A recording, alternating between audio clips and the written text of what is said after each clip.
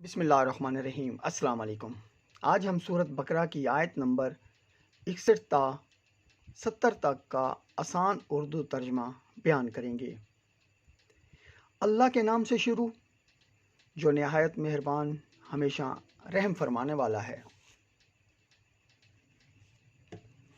اور جب تم نے کہا اے موسیٰ ہم فقط ایک کھانے یعنی من سلوا پر ہرگز صبر نہیں کر سکتے تو آپ اپنے رب سے ہمارے حق میں دعا کیجئے کہ وہ ہمارے لیے زمین سے اگنے والی چیزوں میں سے ساگ اور ککڑی اور گیہوں اور مسور اور پیاز پیدا کر دے۔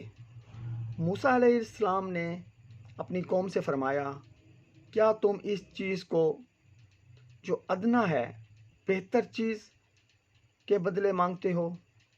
اگر تمہاری یہی خواہش ہے تو کسی بھی شہر میں جا اترو، یقیناً وہاں تمہارے لیے وہ کچھ میسر ہوگا جو تم مانگتے ہو۔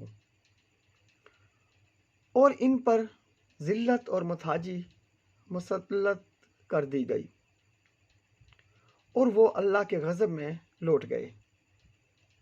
یہ اس وجہ سے ہوا کہ وہ اللہ کی آیتوں کا انکار کیا کرتے اور انبیاء کو ناحق قتل کرتے تھے، اور یہ اس وجہ سے بھی ہوا کہ وہ نافرمانی کیا کرتے اور ہمیشہ حد سے بڑھ جاتے تھے۔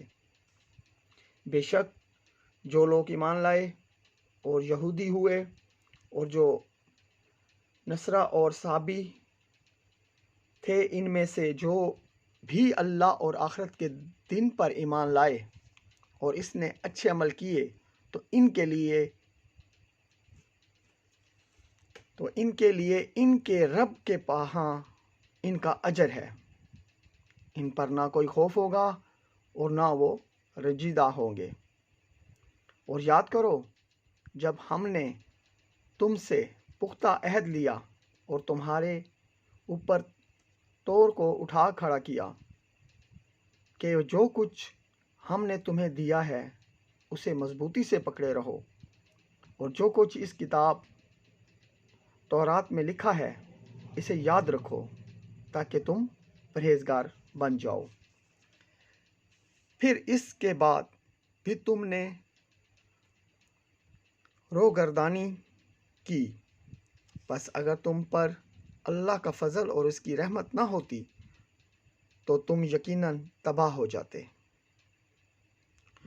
اور اے یہود، تم یقیناً ان لوگوں سے خوب واقف ہو جنہوں نے تم میں سے ہفتے کے دن احکام کے بارے میں سرکشی کی تھی، تو ہم نے ان سے فرمایا تم دھتکارے ہوئے بندر بن جاؤ۔